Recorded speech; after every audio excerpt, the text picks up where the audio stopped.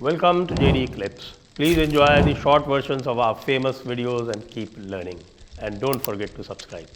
अगर जब मैं नेहरू के पूरे भाषण आप निकाल के देख लीजिए, जब से वो सार्वजनिक जीवन में आते हैं 20 के दशक से लेकर 51-52 तक, तो ऐसा नहीं कि दलितों के बारे में या उनके उत्थान के बारे में बोले नहीं है वो, लेकिन जितना उन्होंने मुस्लिमों के लिए बोला है, मुस्लिमों के उत्थान के लिए, मुसलमानों के भले के लिए, मुस्लिम तुष्टिकरण के ये जो उनकी बातें उन सामने आती है, उसकी तुलना में दलितों के बारे में आपको डॉक्टर अंबेडकर जो आरोप है वो सही साबित होता है कि दलितों के बारे में नेहरू को आपको कभी कोई महान विचार नहीं दिखाई देंगे। या तो वो धर्मनिरपेक्षता के नाम पर अल्पसंख्यकों की बात करते रहे, कि दलित उत्थान को लेकर एक विजन जो होना चाहिए वो नेहरू के भाषण में कहीं भी नजर नहीं आता। तो ये आरोप जालंधर की रैली में 1951 में डॉक्टर अंबेडकर ने लगाया, और इसी रैली के अंदर डॉक्टर अंबेडकर ने नेहरू के लिए ये कहा कि जब भारत का बंटवारा हो गया और दलित समुदाय को पाकिस्तान में रोक लिया गया, तो मैं आपको थोड़ा बैकग्राउंड उसका बता देता हूँ कि जब भारत का बंटवारा हुआ तो हिंदुओं को तो खदेड़ा जा रहा था, लेकिन हिंदुओं में जो दलित समुदाय था, खासकर जो सफाई कर्मचारी थे कराची लाहौर के, इनको जबरदस्ती रोक लिया गया, क्योंकि इनको ये डर था पाकिस्तान की सरकार को कि अगर सफाई कर्मचारी भी हमने भेज दिए यहाँ से तो लाहौर और कराची में ये बहुत बड़ी समस्या जो है वो महामारी फैल सकती है, बीमारी फैल सकती है। तो लियाकत अली ने कहा कि भाई अगर इनको भेज दिया जाएगा सफाई कर्मचारियों को, तो लाहौर कराची साफ कौन करेगा। तो पाकिस्तान सरकार को ये डर था कि दलितों पर हमले ना हो जाए, तो दलितों को ना केवल जबरन रोका गया बल्कि दलितों के एक बिल्ले भी दिए गए जो सफाई कर्मचारी थे, कि ये बिल्ले हैं, किसी को अगर मुस्लिम आक्रमणकारी उनको मारने के लिए आते तो बिल्ले देख के पहचान जाए कि हमारी मदद के लिए हमने इनको रोक के रखा हुआ है जबरदस्ती। तो ये दलितों के साथ पाकिस्तान और मुस्लिम मेंटेलिटी जो थी उस वक्त की थी वो इस तरह का बिहेव कर रही थी, और डॉक्टर अंबेडकर को बड़ा चुभा। तो मुझे जालंधर के भाषण में जब वो डॉक्टर अंबेडकर इस घटना का जिक्र करते हैं और कहते हैं कि जब दलितों को वहां रोक दिया गया और मैंने बार बार पंडित नेहरू के सामने गुहार लगाई कि हमारा दलित समुदाय जो है, हमारे दलित भाई जो पाकिस्तान में फंसे हुए हैं, उनको भारत लाने के लिए आप कुछ कीजिए, तो नेहरू की कानों में जूं तक नहीं रहेंगी। मतलब आपने उनके लिए कुछ नहीं किया, और बोला फाइनली मुझे महार रेजिमेंट के कुछ लोग भेजने पड़े और मैंने उनको जैसे तैसे यहाँ पर वापस बुलाया। और डॉक्टर अंबेडकर ने एक पत्र भी लिखा था उस दौर में, जिसमें पत्र में वो दलितों को संबोधित करते हुए लिखते हैं कि आज के दौर में कुछ दलितों के अंदर ये गलतफहमी हो गई है कि चूंकि हिंदू और मुसलमानों के बीच में संघर्ष है और हमें हिंदू की उच्च जातियों ने कभी हमको परेशान किया है, तो मुसलमान हमारे मित्र है, ऐसी बेवकूफ सोच कुछ दलितों के अंदर आ गई है। ये डॉक्टर अंबेडकर लिखते हैं कि दलितों में कुछ ऐसी नासमझी आ गई है कि वो अपने आप को मुसलमानों को अपना दोस्त समझने लगे हैं, और इसी चक्कर में उनके अंदर गलतफहमी में दूर करना चाहता हूं, और इसलिए पहली फुर्सत में पाकिस्तान में जो दलित फंसे हुए हैं उनको जो पहला साधन मिलता है वो लेकर वो वापस भारत आ जाएं। और हैदराबाद में, उस समय हैदराबाद की भारत में विलय नहीं हुआ था, तो हैदराबाद में भी जो दलित फंसे हुए हैं वो भी पहला साधन लेकर भारत की सीमा में दाखिल हो जाएं, ये गलतफहमी निकाल दें कि आप और मुसलमान दोस्त हैं। ये डॉक्टर अंबेडकर लिख के गए हैं। तो ये सब जालंधर की सभा के अंदर बोला। तो नेहरू के बारे में साफ साफ बोलते थे मुस्लिम तुष्टिकरण करने वाला प्रधानमंत्री है, इसको दलितों की चिंता नहीं है। अब उसी नेहरू के पोते पर पोते जो हैं वो संविधान दे रहते हैं, बाबा साहब अंबेडकर का नाम जपते हैं, जय भीम जय नीम की बातें करते हैं, और दुनिया को बता रहे हैं कि संविधान से कौन चल रहा है कौन नहीं चल रहा है। तो इनको इनके किससे मालूम होना चाहिए। अब जैसे पीएम मोदी ने अपने भाषण में जो जिक्र किया डॉक्टर अंबेडकर के इस्तीफे वाली जो बात मैंने बताई, तो डॉक्टर अंबेडकर के साथ जो इन्होंने बदसलूकी की है उनके अपने कार्यकाल में मंत्रिमंडल में रहने के दौरान, वो सामने आना चाहिए। लेकिन क्या करते हैं वामपंथी इतिहासकार जो उल्टे हाथ से इतिहास लिखते हैं, वो सारा ठीकरा जो है हिंदुवादी संगठनों में फोड़ देते हैं, वो हिंदू कोड बिल पर डाल देते हैं। अरे भैया, हिंदू कोड बिल इस्तीफे की वजह थी, लेकिन संपूर्ण वजह नहीं थी। इस्तीफे की वजह मुस्लिम तुष्टिकरण की नीति भी थी, लेकिन उसको छुपा लेते हैं। मतलब कड़वा कड़वा थूथू, अच्छा अच्छा गप, ये वामपंथी इतिहासकारों का पुराना तौर तरीका रहा है।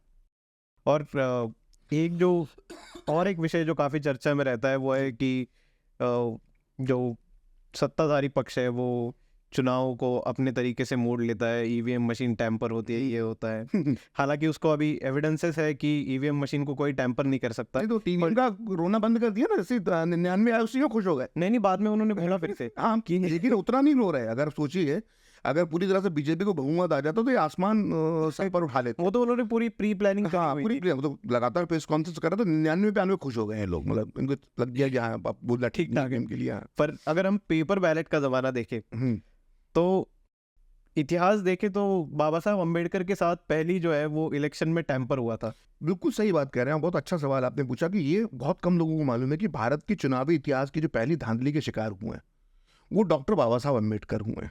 भारत का संविधान बनाने वाला व्यक्ति डॉक्टर बाबा साहब अम्बेडकर भारत के चुनावी धांधली के पहले शिकार व्यक्ति हैं, और ये उनकी आज दुहाई देते हैं। और उनको अपनी धांधली का शिकार बनाने वाले, धांधली करने वाले कौन लोग थे? धांधली करने वाले थे नेहरू की कांग्रेस और कम्युनिस्ट पार्टी। तो 1952 में जब अंबेडकर जब पहला चुनाव लड़े तो उस चुनाव के अंदर कम्युनिस्ट पार्टी और कांग्रेस ने हाथ मिला लिया, और श्रीपद अमृत डांगे एक कम्युनिस्ट पार्टी के महासचिव हुआ करते थे, उन्होंने डॉक्टर अंबेडकर को देशद्रोही बताते हुए उनके खिलाफ पैम्फलेट बंटवाए उनके निर्वाचन क्षेत्र में। और एक दूध वाला था, उसको अंबेडकर के खिलाफ चुनाव में उतार दिया गया, और नेहरू वहां पर बार बार, मेरे जहाँ तक मुझे ख्याल है जो मैंने पढ़ा उसमें 2 बार वहां पर उनके खिलाफ चुनाव प्रचार करने गए, और पूरी सरकारी ताकत जो है वो उन्होंने डॉक्टर अंबेडकर के खिलाफ झोंक दी। मैं एग्जैक्ट अभी मैं भूल रहा हूँ, लेकिन कुछ 14,000 वोटों से डॉक्टर अंबेडकर हारे, और 78,000 वोट, जहां तक मेरी जानकारी सही है, 78,000 वोट कैंसिल कर दिए गए। जो माना गया कि वो डॉक्टर अंबेडकर के फेवर में वो 78,000 वोट गिरे होंगे, वो कैंसिल कर दिए गए, और 14,000 वोटों से इस तरह से डॉक्टर अंबेडकर हार जाते, अगर मेरा ये आंकड़ा सही है तो। और ये अकेला कोई प्रकाश श्रीवास्तव में बात नहीं कह रहा है, ये जयप्रकाश नारायण ने ये बात कही है। जयप्रकाश नारायण, जिन्हें हम जेपी के नाम से जानते हैं, जेपी ने ये बात कही कि डॉक्टर अंबेडकर हार जाएं ये भरोसे करने लायक बात नहीं है। ये कांग्रेस और वामपंथियों ने कुछ जरूर कुछ इस पर भी शक होता है कि उन्होंने कुछ गड़बड़ की है। तो डॉक्टर अंबेडकर इस चुनावी हार से बहुत आहत हुए, और उन्होंने इसके खिलाफ न्यायालय में अपील भी की। और डॉक्टर सविताबाई अंबेडकर, जो उनकी पत्नी थी, डॉक्टर अंबेडकर की वाइफ जो थी, उन्होंने एक पत्र जो लिखा है, जो धनंजय कीर की पुस्तक, जो बड़ी ऑथेंटिक बुक माना बायोग्राफी माना जाता है अंबेडकर की, उसके अंदर लिखा है कि डॉक्टर साहब, डॉक्टर अंबेडकर इस चुनाव से इतने आहत हो गए कि वो बीमार रहने लग गए। ठीक है, वो राज्यसभा पहुंच गए थे, तब चुनाव का तो राज्यसभा के में उन्होंने एंट्री ले ली थी, लेकिन डॉक्टर सविताबाई अंबेडकर लिखती है कि उनका जो उच्च स्थान है डॉक्टर अंबेडकर का, वो लोकसभा होना चाहिए, और इस चुनावी हार से वो दुखी हो गए और बड़े आहत रहने लगे हैं, और उनका मन नहीं लगता, और उनका पूरी बीमारी का वो जिक्र करती हैं। और उसी के बाद फिर उपचुनाव और होता, तो उपचुनाव और लड़ते हैं, वो लोकसभा में जाना चाहते थे, फिर उस उपचुनाव में कांग्रेस उनको चुनाव हरवा देती है, और उसके कुछ दिन बाद अंबेडकर की मृत्यु हो जाती है। तो अंबेडकर को बहुत ज़्यादा उससे जो है तकलीफ पहुंची थी, वो बीमार रहने लगे थे अपनी चुनावी हार की वजह से, तो उनको बड़े आहत किया था इन चीज़ों ने। और अब जो नेहरू, जिन्होंने सब करवाया था, उनके नाती पोते वंशज, नेहरू के चेले चपाटे, अब जो है डॉक्टर अंबेडकर का नाम चीख चीख कर लेते हैं, संविधान की प्रतियां ले रहे थे, तो बड़ी शर्मनाक बात है।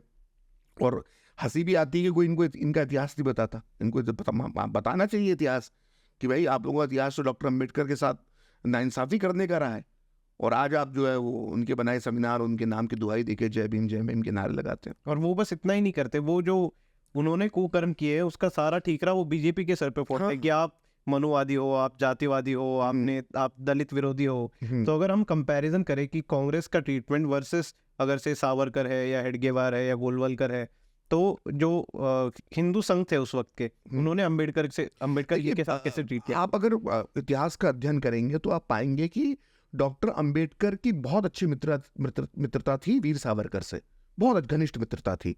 और जो मुंजे थे, हिंदू महासभा के नेता थे, जिनके बारे में कहते हैं कि संघ की स्थापना में और संघ का विचार संघ जैसा एक संगठन बनाना चाहिए, उसमें उनकी डॉक्टर मुंजे की बड़ी अच्छी भूमिका। 31 में भी जो पैक्ट हुआ था उसके पहले उन्होंने एक अंबेडकर जी के साथ पैक्ट। तो डॉक्टर मुंजे और वीर सावरकर और डॉक्टर अंबेडकर ये आपस में बड़े अच्छे संबंध थे इनके। उनकी एक वजह ये भी हो सकती है कि तीनों एक महाराष्ट्र प्रांत से आए।